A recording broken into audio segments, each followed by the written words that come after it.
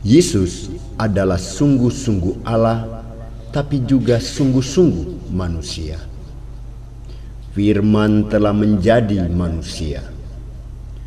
Yesus yang adalah Allah tidak melihat kealahannya sebagai sesuatu yang harus dipertahankan. Dia rela menjadi manusia untuk menebus dosa-dosa kita. Allah tahu bahwa manusia sendiri tak mampu untuk menyelamatkan dirinya. Inkarnasi Allah menjadi manusia, bukti nyata cinta Sang Pencipta terhadap ciptaan termulianya, manusia, kita semua. Kemanusiaan Yesus nampak dalam kesehariannya di Bethlehem, Nazaret, dan tanah Yudea. Sebagai manusia, Yesus pernah merasakan dinginnya malam ketika ia lahir ke dunia ini. Yesus merasa heran karena ibunya meminta dia membuat mujizat, padahal saatnya belum tiba. Yesus merasa sedih ketika ada begitu banyak orang lumpuh, buta, dan bahkan meninggal dunia. Kesedihan orang-orang ini, tangisan sanak saudara orang-orang ini menggetarkan kalbu Yesus sehingga menggerakkan belas kasihnya terhadap mereka. Yesus juga marah ketika orang berdagang dan berjual beli di rumah Bapa.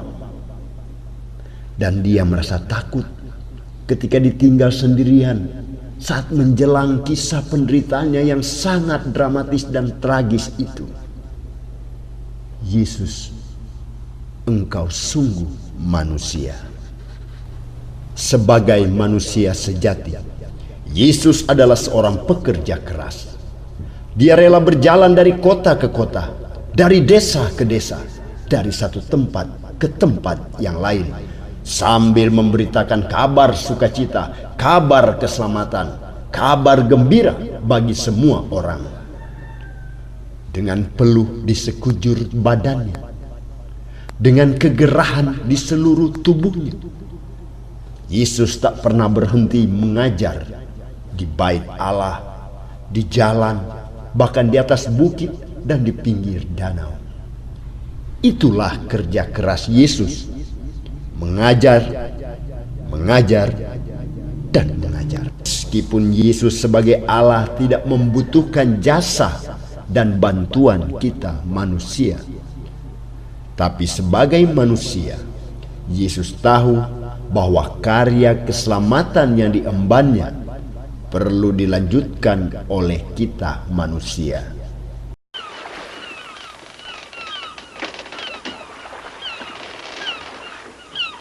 Tinggalkan saya, Tuhan. Saya orang berdosa. Jangan takut. Sekarang kau jadi penjala manusia. Yesus memanggil murid-muridnya. Yesus memanggil kita semua untuk bekerja di kebun anggurnya. Yesus tahu kita, ciptaan yang secitra dengan Allah, yang serupa dan segambaran dengan Allah.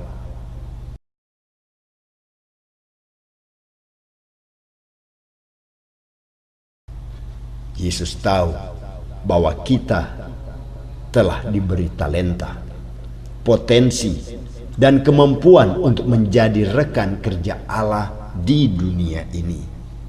Kita dipanggil untuk menjadi teman kerja Allah, mewujudkan keselamatan di dunia ini dan di akhirat nanti.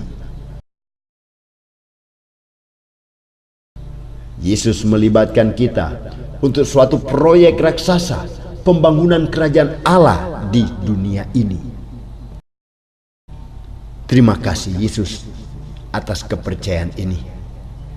Terima kasih Yesus atas tugas mulia ini. Janji Yesus sebelum dia diangkat ke surga, bahwa dia akan mengutus Roh Kudus yang akan menyemangati, menghibur, dan membuka akal budi kita.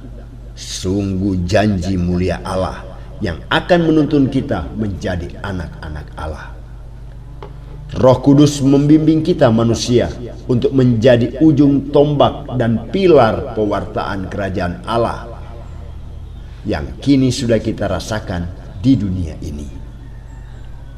Roh Kudus, semangatilah, hiburlah, dan kuatkanlah kami untuk melanjutkan karya Yesus di zaman modern ini.